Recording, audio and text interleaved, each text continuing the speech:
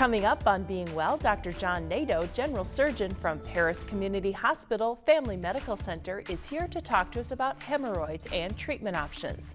We'll learn more about a surgical procedure that is less invasive and less painful with an easier recovery time than more traditional methods. We've got that and more just ahead on Being Well.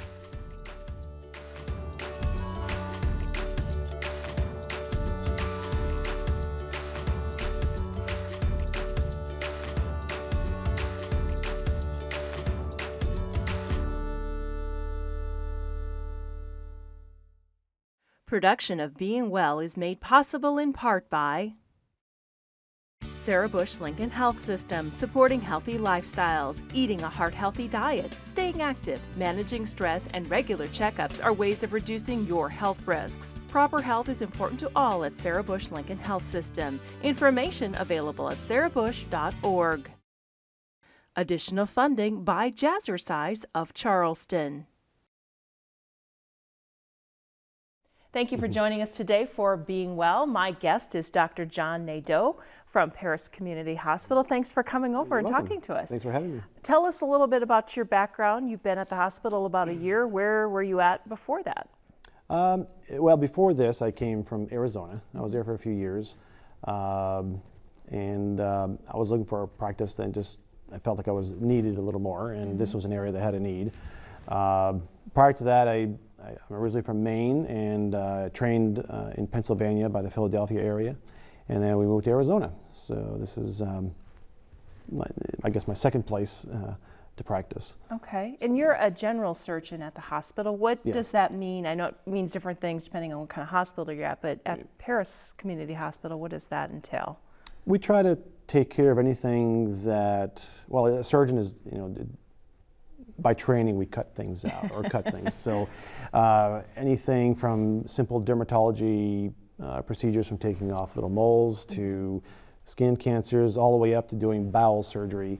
Majority of my practice consists of doing things like hernia, gallbladder surgery, appendix and colon type surgery, or I'm doing colonoscopies and upper endoscopies, going the opposite way. Do breast surgery, not reconstructive things, but more if someone has breast cancer or lumps that needs to be taken care of. That's the predominant type of practice that I have there. Okay. Well, we know that you specialize in hemorrhoid surgery, and it's a topic we were how do we go about this, because it's not something people really want to talk about, as you well know. We're going to get into the surgical aspect and just a little bit about what you do, but let's actually talk a little bit about hemorrhoids. What are they? A hemorrhoid, it's kind of a hard thing to describe, but it's basically a space that is just underneath the top layer of the inner layer of your bowel and your anal area that fills up with blood. Okay, so you have circulation that comes in, it comes from your bowel and it goes into the hemorrhoid, and then from the hemorrhoid it goes out through veins. And but what happens is over time, maybe because of the poor diet, we have a low fiber diet. Okay, so people strain to go to the bathroom. When you're straining, you're forcing more blood into this area, so it makes the area get larger. You fill it up and it makes a bigger cavity. So that's basically what a hemorrhoid is. Okay. Now we hear a lot of times pregnant women will get them because of the extra weight. Yes. Are there other populations or people who are more affected by them than others? The hemorrhoids are very rare with younger people. Most of the time it's either someone, like I said, someone has low fiber, poor diet, or straining, or constipated.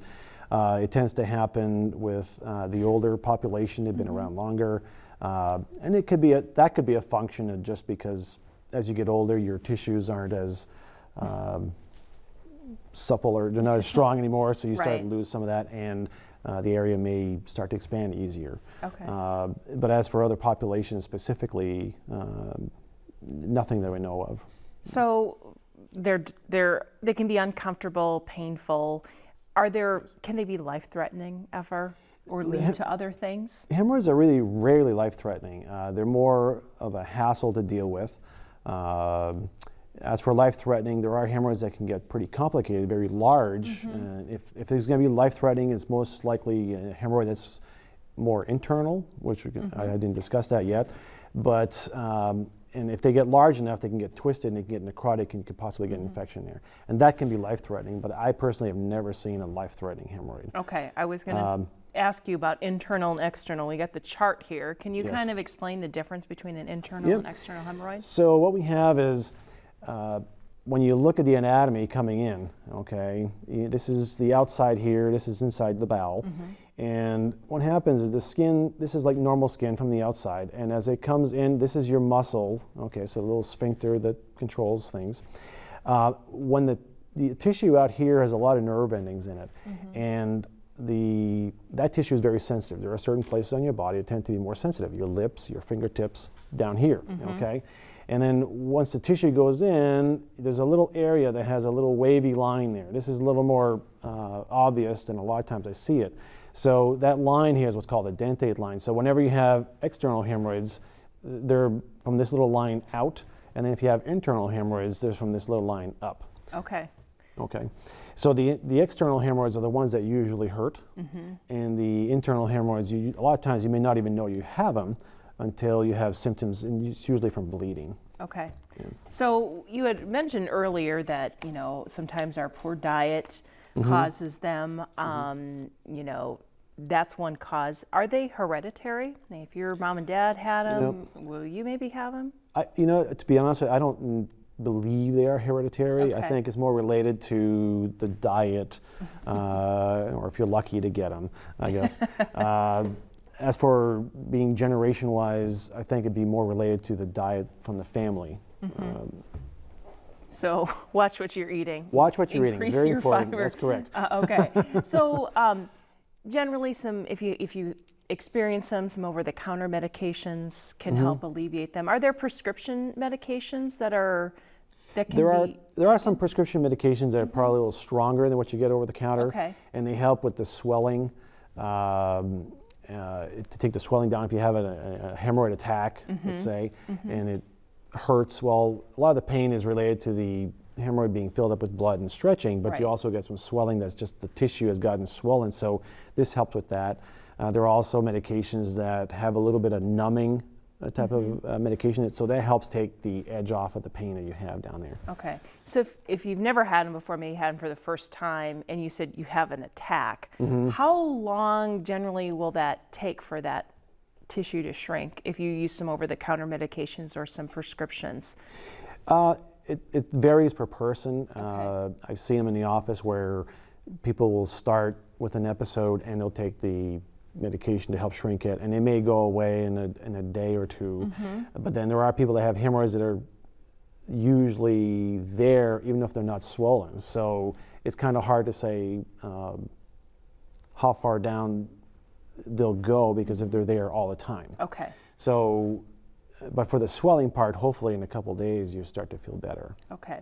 So there are surgical options available. At what point, well, I should ask this first. At what point should someone see their doctor? Well, if you have bleeding, okay, from below, a lot of times it may be hemorrhoids. Okay. But when bleeding from below is not a normal thing, and there are other sources for bleeding. I think about colon cancer. Colon cancer is a big deal, but there are also diseases. You have Crohn's disease. You can have malformations of vessels inside your bowel that may be bleeding. Diverticuli might bleed. So there's a lot of sources that could be bleeding, and you want to rule that out. Okay. Okay. So if you already know that you have hemorrhoids and it's already been proven, and then you have bleeding, that's probably fine at that point to treat them as hemorrhoids. But if you don't really know why you have blood there, you need to be checked out by your physician. But as for once you have the hemorrhoids, when to get treated by a doctor is when they start to cause you to have issues that you just can't control at home. So real quick, I know that a lot of times like dark brown blood is more a sign of something else. Is hemorrhoid blood more red? Red, the hemorrhoids tend to have bright red blood. Okay. A lot of times people will have blood on their tissue when they're wiping. That's the majority of the time that I hear about it. Or they'll go to the bathroom and they'll have blood in the toilet.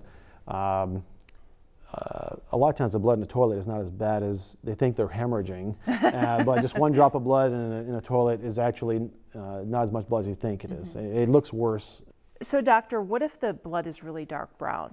Okay, so if you have dark blood, usually it means the blood has been somewhat digested. Okay, so that tends to be an issue that's further up the bowel. Okay, so it can be anywhere from your stomach all the way down to in your small bowel to maybe part of your colon where you first start having your colon. Okay, but bright red blood tends to happen further down the bowel line because it hasn't had time to be digested or absorbed or worked with by the colon. Okay.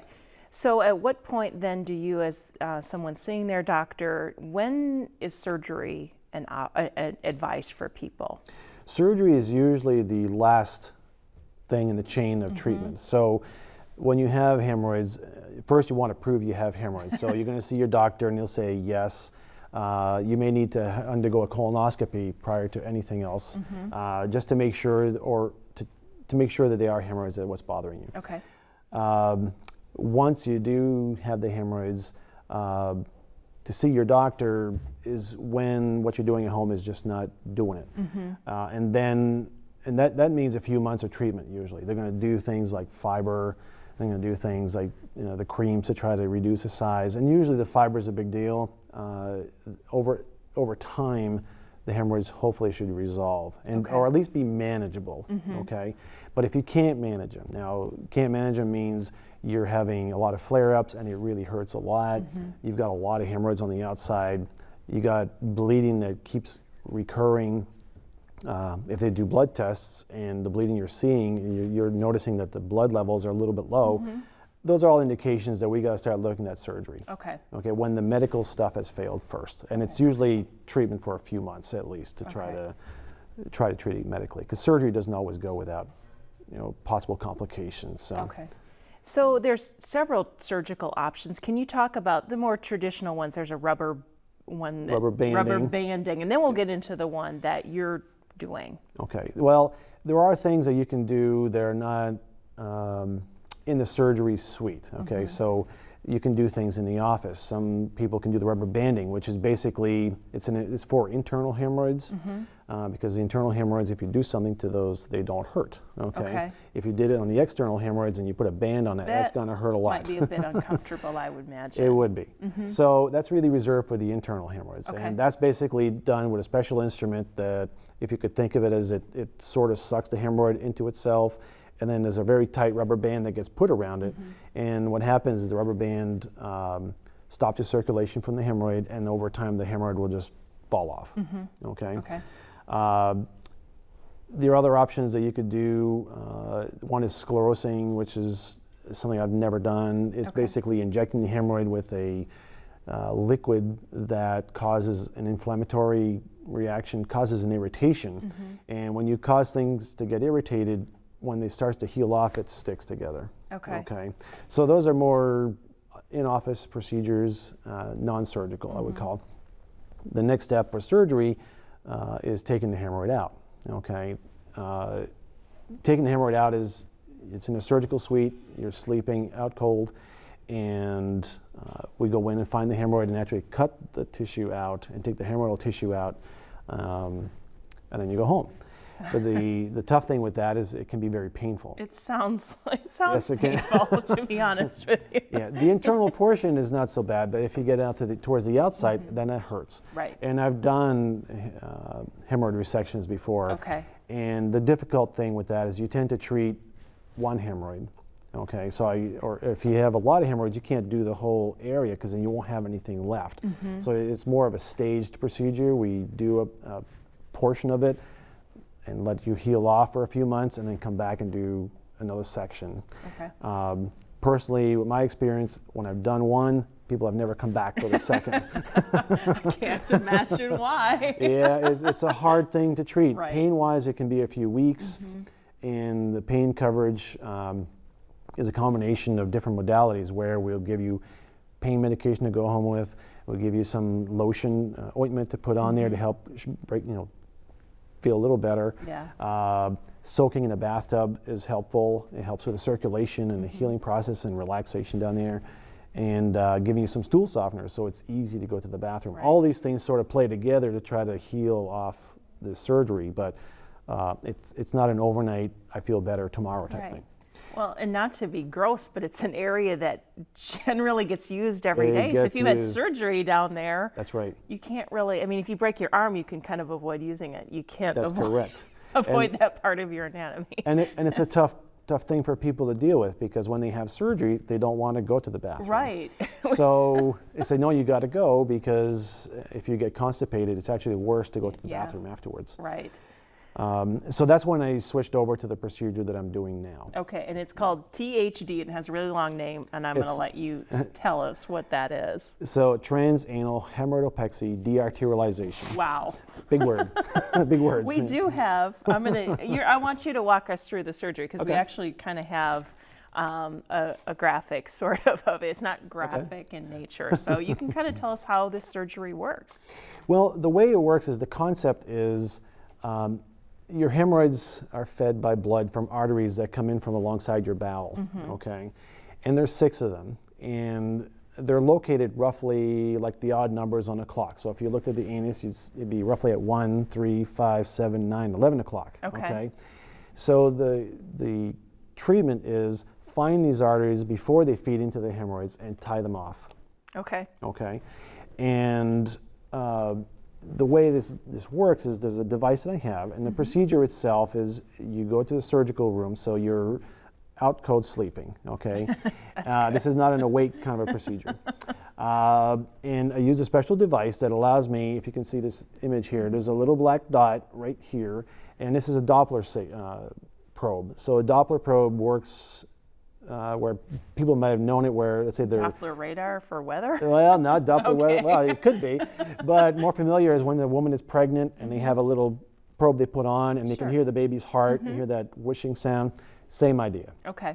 So what this does, it allows me to find the artery, and when I find it, the device allows me to put a stitch at the right depth in the right location to tie off the artery. Okay. Okay.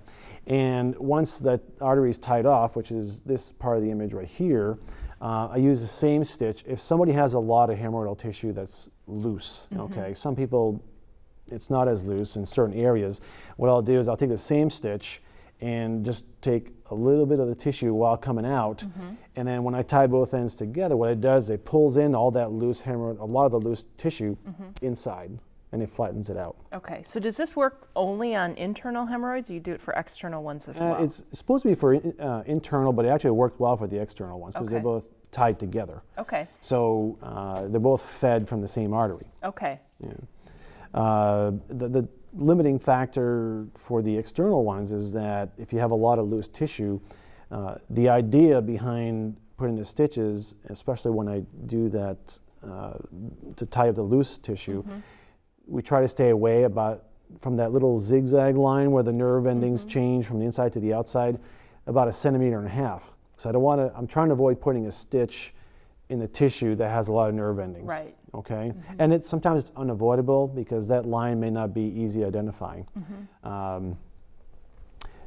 So when I try to stay away from that line, I might have a hard time pulling all the tissue in from the inside, but the real treatment is tying off the artery. Okay, because then it loses its blood supply? It loses blood supply, and we do all 6 arteries. We don't selectively pick one and try to treat, because you really don't know how that's feeding in. Okay. So we do all of the arteries, all the way around, and try to tighten up the tissue all the way around as much as we can. So unlike the other surgery mentioned, this you can get in and do it all at once, and all at people one time. generally don't have to come back. Correct. There's about a 3 to 4% chance you may get hemorrhoids again. Okay. So roughly 96, 97% chance of never having hemorrhoids again. So is this an outpatient? Are you in the hospital for just that day and you go home that day? It's completely outpatient. Okay. Depending how bad the hemorrhoids are. The procedure may take anywhere from half an hour to 45 minutes. Okay. Once you wake up, as long as you're feeling fine, we send you home. Okay. Typically, I'll send people home on a stool softener to make sure they go to the bathroom when they're supposed to. And I give you some pain medication. And then I don't have to see anybody for about 3 weeks. And then we just to talk to see how they're feeling. What's so what is the recovery time typically like? The recovery time, it depends on the patient, and it's hard to predict how they're going to recover. If I had 100 people, I'd say about 25 people are going to walk out of there feeling that nothing's happened, other than knowing they went through a procedure. Maybe 50 of those people are going to have some pain or discomfort. Usually it's a feeling of pressure down that area because we're really wrinkling a lot of the tissue, and that's a sensation of pressure, because just like if you had to go to the bathroom, you feel pressure down there, there's something in there stretching, it's the same idea. So you'll feel the pressure. Every once in a while, there may be a little pain just because of the stitch may be too close to the tissue that I'm trying to avoid, or they may get a little fissure. A fissure is like a little, think of it as a little paper cut on the skin there, and that can hurt. And about the last 25% of the people will have some amount of pain because they'll get some swelling in this area, and that can usually last a week to week and a half. It's a lot shorter time-wise as compared to taking them out, but once they start having their bowel movements, they feel a lot better. Yeah. So can the hemorrhoids come back after this surgery? Can you get them again? Maybe 3 to 4% of the people get hemorrhoids back. I have had to go back before to take a look, and it never came back. It was other issues that were going on at the time.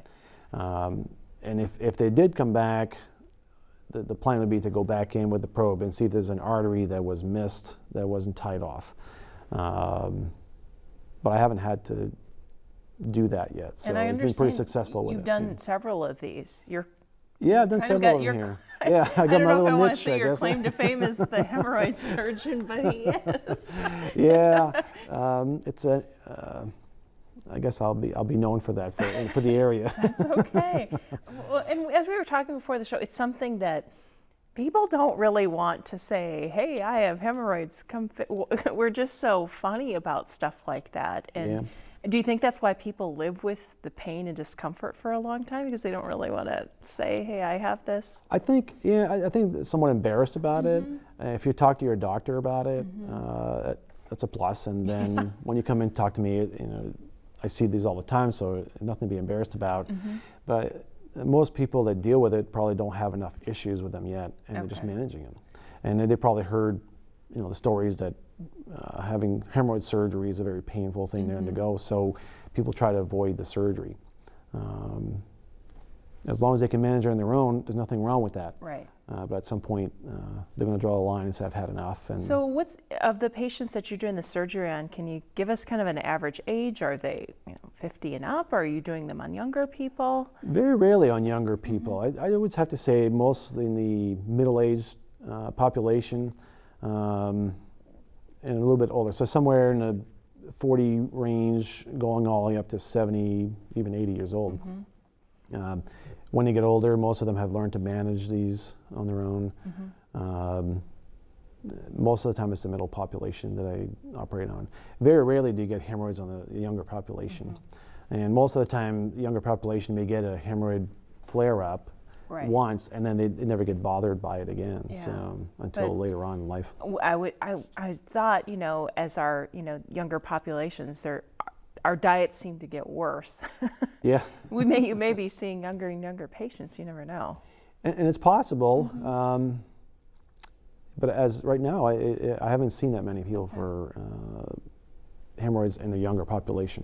All right. Yeah. Well, Dr. Nadeau, thank you for coming on and talking about this topic. As I said, it's something that not a lot of people want to talk about, but thanks for explaining it to us in a way that we can understand, and that there's treatment options out there that aren't as painful maybe as they used to be. They're not as painful as they used to be, yes.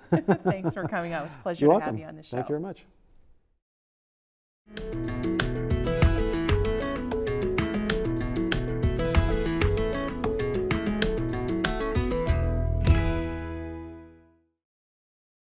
It's one thing to want to tackle a marathon. It's entirely another to train for one while going through treatment for breast cancer.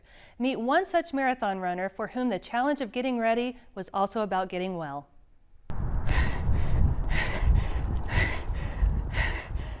When you have a cancer diagnosis or an advanced cancer diagnosis, everything in your life starts to unravel. For Cynthia Sycon, long-distance running is a perfect metaphor for being a breast cancer survivor. Getting there is accomplished one step at a time. It's very important, whether you're running a marathon or going through chemotherapy, to not think too much, just to focus on what you're trying to do right then and keep doing it.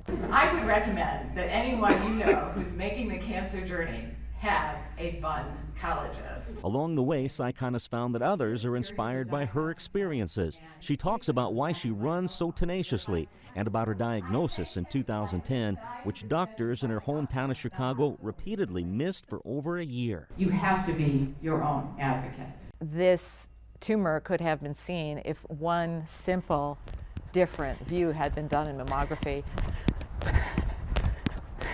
The latest scans show she's now cancer-free. Moving forward is about moving. A recent survey of Mayo cancer patients found that doctor-approved exercise decreases fatigue and boosts mood.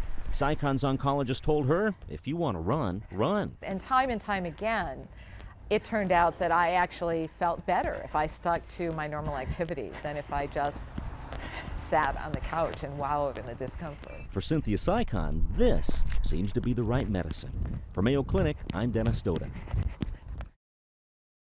Production of Being Well is made possible in part by Sarah Bush Lincoln Health System, supporting healthy lifestyles, eating a heart-healthy diet, staying active, managing stress, and regular checkups are ways of reducing your health risks. Proper health is important to all at Sarah Bush Lincoln Health System. Information available at sarahbush.org. Additional funding by Jazzercise of Charleston.